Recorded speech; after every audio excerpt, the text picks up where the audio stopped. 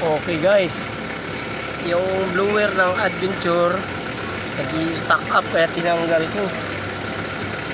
Ngayon, nilagyan ko ng grasa, binawasan ko yung washer nung spacer nung ano niya sa ihi. Kaya sumisikip siya, hindi siya makaikot. Diluwagan ko ng konti, kaya yun, naikabit ko.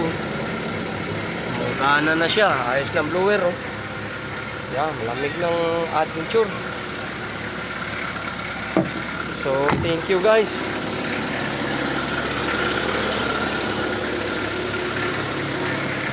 Wala siyang ginasto sa gumagawa.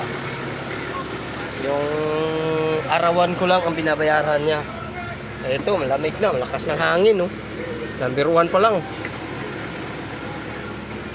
Okay na guys. Okay.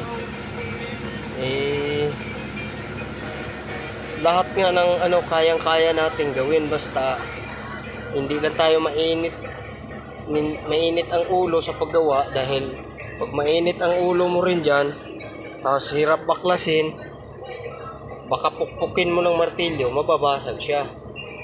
Kaya sa bawat trabaho na gusto mong gagawin, siyempre mahilig ka dyan, kaya pinapag-aralan mo. Ngayon, salamat sa Panginoon, fulfillment na naman sa trabaho. Hindi na naman tayo na sayang yung effort na ginawa natin para sa company.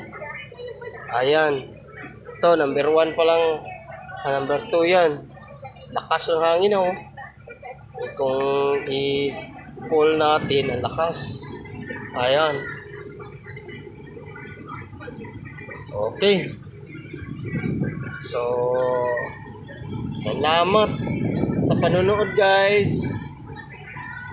Follow, like, and share na lang. Ayan. Good Lord sa ginaguide mo ako sa mga gagawin,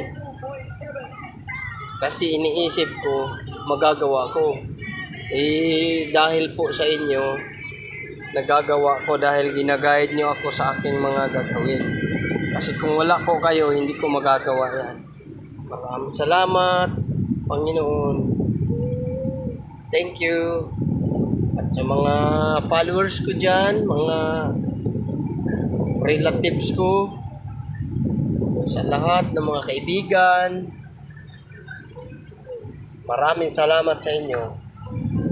Bye-bye.